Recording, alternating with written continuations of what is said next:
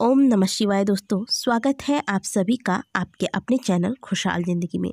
दोस्तों, आज की वीडियो में हम बात करेंगे अगहन महीने की गुरुवार के बारे में, जिसे कि मार्गशीर्ष का भी महीना कहा जाता है। दोस्तों, ऐसी मान्यता है कि अगहन महीने में पड़ने वाले गुरुवार को यदि गुरुवार का व्रत रखा जाए तो व्यक्ति के जीवन के धन संबंधी समस्याएं समाप्त होती हैं। साथ ही अगर आपकी कोई मनोकामना है तो वह भी शीघ्र पूर्ण होती है। अगहन महीने में पड़ने वाले गुरुवार को माँ लक्ष्मी का व्रत व पूजन विशेष रूप से किया जाता है। पद्म पुराण के अनुसार यदि कोई गृहस्थ व्यक्ति इस व्रत को पूरे निष्ठा व श्रद्धा के साथ नियमानुसार करता है तो उसकी धन संबंधी समस्याएं समाप्त होती है। अब धन संबंधी समस्याएं जैसे कि नौकरी न मिलना, व्यापार न चलना आदि, या फिर कोई धन संबंधी कार्य होते होते अटक रहा है, या फिर आपने कहीं पैसा लगाया है जो कि डूब रहा है, आपने किसी को पैसे उधार में दिए हैं वो प्राप्त नहीं हो रहे हैं, ऐसे बहुत सारी धन संबंधी समस्याएं समाप्त होती हैं। दोस्तों, हम सभी धन संबंधी समस्याओं से छुटकारा पाने के लिए या फिर धन की प्राप्ति के लिए बहुत सारे उपाय करते हैं, लेकिन जो सबसे उचित उपाय व शास्त्रगत उपाय होता है वह यही होता है कि आप माँ लक्ष्मी की साधना करें व सत्कर्म करें। इसके प्रभाव से माँ लक्ष्मी की कृपा प्राप्त होती है और धन का आगमन होता है। अब बात करेंगे इस व्रत के बारे में। तो अगहन मास में जितने भी गुरुवार पड़ते हैं, वैसे तो 4 गुरुवार पड़ते हैं, कभी कभी 5 गुरुवार भी पड़ जाते हैं। इस बार कुल मिलाकर 4 गुरुवार पड़ रहे हैं। तो इन चारों गुरुवार के दिन आपको माँ लक्ष्मी का एक साधारण सा व्रत रखना है। एक बात का ध्यान अवश्य रखें कि जब भी आप माँ लक्ष्मी की पूजा करें तो साथ में गणेश जी की भी पूजा करें या फिर आप लक्ष्मी नारायण की पूजा करें, क्योंकि जब आप माँ लक्ष्मी की अकेले में पूजा करते हैं तो माँ लक्ष्मी बहुत ही चंचल होती हैं, वह आती हैं और फिर वापस चली जाती हैं। और जब आप भगवान गणेश के साथ माँ लक्ष्मी की पूजा करते हैं तो सद्बुद्धि आती है, और भगवान गणेश धन को सही जगह खर्च करने की सद्बुद्धि हमें प्रदान करते हैं। इसीलिए माँ लक्ष्मी की पूजा करते वक्त गणेश जी की पूजा अवश्य करें, या फिर आप नारायण भगवान के साथ माँ लक्ष्मी की पूजा करें। जब आप नारायण भगवान के साथ माँ लक्ष्मी की पूजा करते हैं तो माँ लक्ष्मी गरुड़ वाहिनी होकर, यानी कि गरुड़ पर सवार होकर नारायण भगवान के साथ आपके घर पधारती हैं और स्थिर रूप से आपके घर वास करती हैं। लेकिन इस व्रत में आपको माँ लक्ष्मी के साथ गणेश तथा भगवान विष्णु की भी पूजा करनी है। हमारे शास्त्रों के अनुसार यह व्रत बहुत शीघ्र फलदायी होता है। शास्त्रों में यहाँ तक लिखा हुआ है कि अगहन महीने में बृहस्पतिवार की व्रत कथा व महालक्ष्मी के व्रत की कथा को श्रवण करने से व्यक्ति के जीवन के बहुत सारे कष्ट दूर हो जाते हैं। सौराष्ट्र में एक भद्रश्रवा नाम का राजा था। वे अत्यंत ही प्रतापी तथा बुद्धिमान थे। उन्हें वेदों तथा पुराणों का पूरा ज्ञान प्राप्त था। उनकी रानी का नाम सूरत चंद्रिका था। रानी देखने में अत्यंत ही सुंदर, सुलक्षणा तथा पतिव्रता थी। उन दोनों को 7 पुत्र तथा 1 कन्या का वरदान प्राप्त हुआ था। उनकी कन्या का नाम सामबाला था। एक बार माता लक्ष्मी के मन में आया कि वह राजा के महल में आकर निवास करेंगी, जिससे राजा के धन संपत्ति बढ़ेगी तथा उस धन संपत्ति के द्वारा वह अपने प्रजा का अच्छे से लालन पालन कर पाएगा।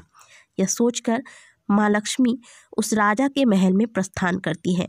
माँ लक्ष्मी ने एक बूढ़ी ब्राह्मण स्त्री का रूप धारण किया और हाथ में एक लाठी लेकर रानी के महल में पहुंच गई। माता लक्ष्मी ने भले ही गरीब ब्राह्मण स्त्री का रूप धारण किया था, लेकिन माता के चेहरे पर देवी के समान चमक थी। उनके चेहरे की चमक देखकर वहां एक दासी आकर माता से पूछती है कि आप कौन हैं तथा आपका नाम क्या है। माँ लक्ष्मी ने उस दासी को जवाब दिया कि मेरा नाम कमला है और मेरे पति का नाम भुवनेश है। हम द्वारिका में वास करते हैं।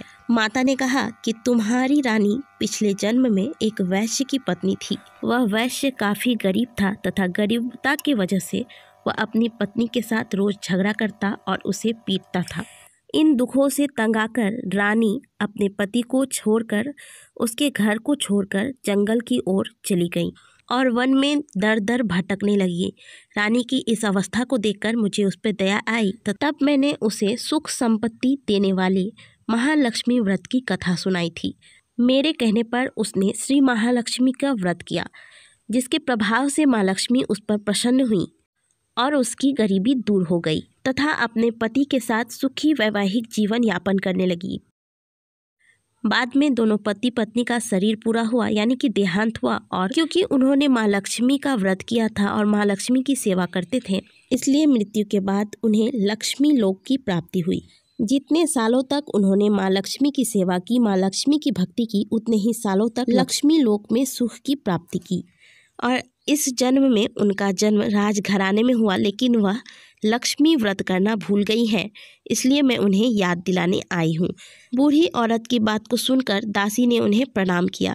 दासी ने जब आकर रानी को यह सारी बातें बताई तो रानी धन के घमंड में चूर थी और राज दरबार में आकर बुढ़िया रूपी माँ लक्ष्मी का अपमान किया, अपशब्द बोले। रानी द्वारा अपमानित होने के बाद माँ लक्ष्मी ने अपना वहाँ ठहरना उचित नहीं समझा और वहाँ से वह चल पड़ी। राह में उन्हें श्यामबाला नाम की एक स्त्री मिली, जिसे माँ लक्ष्मी ने यह सारी बातें बताई। श्यामबाला और कोई नहीं बल्कि उसी रानी की पुत्री थी। श्यामबाला ने माता लक्ष्मी से क्षमा मांगी और माँ लक्ष्मी को श्यामबाला पर दया आई तथा उन्होंने उन्हें क्षमा कर दिया और उनसे श्री लक्ष्मी व्रत की महिमा बताने लगी। उस दिन अगहन महीने का पहला गुरुवार था। श्यामबाला ने विधि विधान के साथ माँ लक्ष्मी का पूजा किया, जिसके प्रभाव से उसका विवाह एक बड़े राजघराने में हुआ, जहाँ श्यामबाला को धन दौलत सुख शांति की कोई कमी न थी। इधर माँ लक्ष्मी का प्रकोप उस महारानी पर हुआ यानी कि श्यामबाला की माता पर हुआ और राजा रानी बहुत ही कष्टमय जीवन बिताने लगे। राजा का सब धन समाप्त हो गया, नष्ट हो गया। अभी बहुत ही कष्टमय जीवन बिताने लगे दोनों। तब रानी ने राजा से कहा कि हमारे दामाद बहुत ही ऐश्वर्य तथा संपत्ति वाले हैं, क्यों न उनके पास जाकर हम अपनी दुख बताएं, वह जरूर हमारी सहायता करेंगे। इस पर राजा अपने दामाद के यहाँ रवाना हो गए। मार्ग में पहुंचकर एक तालाब के किनारे थोड़ी देर विश्राम करने लगे। तालाब से पानी भरने के लिए आती जाती दासियों ने उन्हें देखा तथा विनम्रता से उनका परिचय पूछा। तब उन्हें पता चला कि यह महारानी श्यामबाला के पिता हैं। दासियों ने आकर श्यामबाला को सारी बातें बता दी। श्यामबाला अपने पिता को महल ले गई तथा उनका आदर सत्कार किया और जब वो वापस अपने नगर को आने लगे तो एक सोने के सिक्कों से भरा हुआ घड़ा उन्हें भेंट किया। पर जब राजा अपने नगर को वापस लौटे और उन्होंने रानी को वह घड़ा सौंपा और रानी ने उस घड़े को खोला तो उस घड़े में सोने की मुद्राओं के जगह कोयले भरे मिले, जिससे महारानी समझ गईं कि यह माता लक्ष्मी के प्रकोप की वजह से हो रहा है। अगली बार वह महारानी स्वयं अपनी पुत्री से मिलने उनके महल को गईं और भाग्यवश उस दिन अगहन महीने का आखिरी गुरुवार था। उस दिन श्यामबाला ने व्रत रखा था, पूजा आराधना कर रही थी और उसने अपनी माता से भी माँ लक्ष्मी की पूजा आराधना करवाई। इसके प्रभाव से महारानी को अपना राजपाट, धन दौलत सब कुछ पुनः प्राप्त हो गया। तो दोस्तों, इस पूरी कथा का तात्पर्य यह है कि अगहन महीने में पड़ने वाले गुरुवार के दिन माँ लक्ष्मी की पूजा आराधना अवश्य करनी चाहिए। अब जानते हैं कि इस व्रत को करना कैसे है। इस वर्ष अगहन महीना का पहला गुरुवार 25 नवंबर को पड़ रहा है, तो बुधवार के दिन ही आप अपने घर की अच्छे से सफाई कर लें, क्योंकि गुरुवार के दिन सफाई से जुड़े हुए बहुत सारे कार्य करना निषेध बताया गया है। तो इस दिन आपको घर में पोछा या फिर घर को धोना नहीं है। घर को आप गोबर से, अगर आप किसी ग्रामीण एरिया में रहते हैं तो गोबर से घर के आंगन को लिपना नहीं है। इन बातों का ध्यान रखें। गुरुवार के दिन जब आप व्रत करें तो सबसे पहले आप माता लक्ष्मी की जहां पूजा करेंगे उस स्थान को सुंदर तरीके से सजा लें। कच्चे चावल को पीसकर उसमें थोड़ा सा हल्दी मिलाकर उससे रंगोली बनाएं, जिसे कि अर्पण कहा जाता है। तो आपको इस दिन अर्पण बनाना है।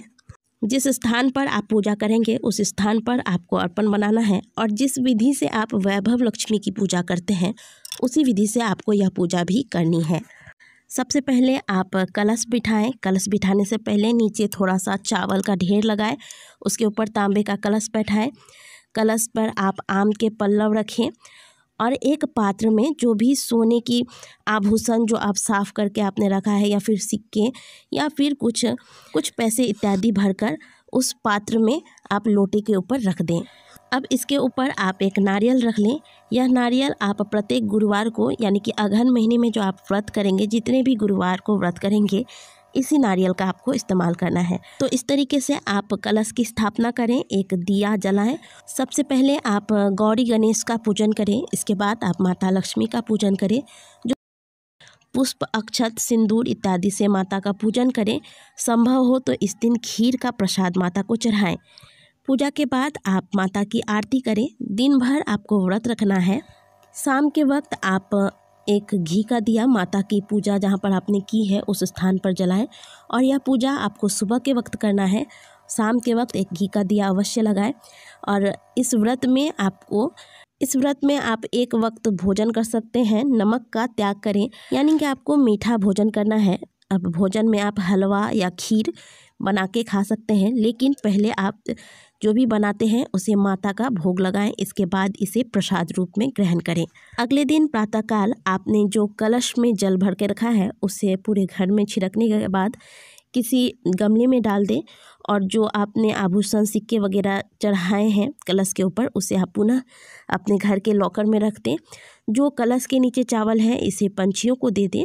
और प्रसाद वगैरह, फल वगैरह जो आपने चढ़ाया है इसे आप उठाकर या तो अपने पंडित जी को दे दें या फिर आप इसे स्वयं भी ग्रहण कर सकते हैं। और पूजा में आपने अगर कुछ दक्षिणा रखा है तो इसे आप जमा करके रखें। जब आपका व्रत पूरा हो जाए, यानी कि पूरे अगहन महीने का गुरुवार जो 4 या फिर 5 गुरुवार आप करने वाले हैं पूरा हो जाए, तो अंत में इन पैसों को जमा करके आप पंडित जी को दे दें। नारियल आपको संभाल के रखना है। जो आपने कलश पर नारियल चढ़ाया था, इसी नारियल को आपको बाकी के गुरुवार के दिन भी प्रयोग करना है। उद्यापन की विधि वही रहेगी। आप अगर 4 गुरुवार कर रहे हैं या फिर 5 गुरुवार कर रहे हैं तो 4 गुरुवार करके अंतिम का जो गुरुवार है, यानी कि अगहन महीने का जो अंतिम गुरुवार होगा, उस दिन आप इसी विधि से पूजन करें। 7 या 5 सुहागिन औरत या फिर कुंवारी कन्या को बुलाकर उन्हें खीर खिलाएं। और अगर सुहागिनों को बुला रहे हैं तो उन्हें सुहाग की चीज़ें भेंट करें। अगर कुंवारी कन्या को बुला रहे हैं तो उन्हें भी कुछ भेंट अवश्य दें। और अंत में माँ लक्ष्मी के नाम के जयकारे लगाएं। इसके बाद आपका व्रत पूरा होता है। अंत में जो भी आपने इतने दिनों में दक्षिणा एकत्रित करके रखा है और जो नारियल है, ये सभी चीज़ें आप पंडित जी को दान दे दें। तो दोस्तों, ये थी माघ शीर्ष महीने की, यानी कि अगहन महीने के गुरुवार के व्रत की विधि जो हमने आज की वीडियो में आपको बताई। इसके प्रभाव से आपके जीवन में माँ लक्ष्मी का आगमन होता है। माँ लक्ष्मी का आशीर्वाद आपको सदा प्राप्त होता है तथा जो भी आपके धन संबंधी समस्याएं हैं वह समाप्त होती हैं। आशा करते हैं कि आज की दी गई जानकारी आपको अच्छी लगी होगी। वीडियो अच्छी लगी है तो वीडियो को लाइक करें। कमेंट बॉक्स में जय माँ लक्ष्मी अवश्य लिखें। मिलते हैं आपसे अगले वीडियो में। तब तक के लिए जय माँ लक्ष्मी।